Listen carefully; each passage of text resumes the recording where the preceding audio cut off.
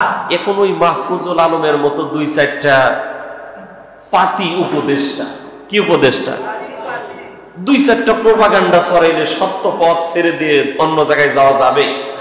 জোরে বলেন। আসলে যারা সত্য পথ থেকে সরে যায় ওদের লজ্জা থাকে না। কি থাকে না? দেখছেন বোতল মারছে আবার বোতল মিছিল হয়েছে কিনা বলে, বেটা লাফালাফি করিস না, ঠিক না? বেহায়া নির্লজ্জাল হায়া ও শোবাতুম মিনাল ঈমান। আল্লাহ রাসূল বলেন যার লজ্জা নাই ওর ঈমানও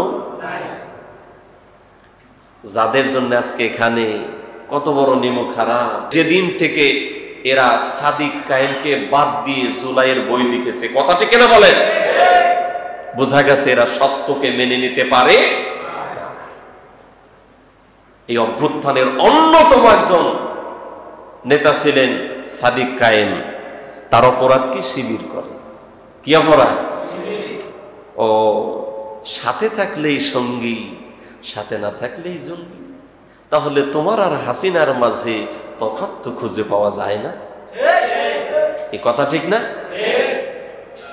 এই কথা তো হাসিনা, সাথে থাকলেই সঙ্গী আর সাথে না থাকলেই জঙ্গি।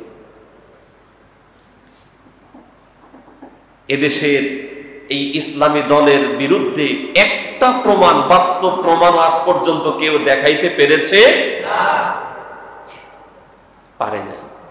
আর দু একটা পুস্কা উপদেষ্টা কি লাফালাফি শুরু করছে। আমরা দোয়া করছি আল্লাহ যেন হিদায়াত দান করেন, বলে না আমি। নইলে ইসলামের দুশ্মনদের যে পরিণতি হয়েছে এরও কিন্তু পরিণতি একই হবে। আর ইতিমধ্যেই শুরু হয়েছে, বোতল খাইছে, বোতলের মিছিল চোখে দেখতেছে।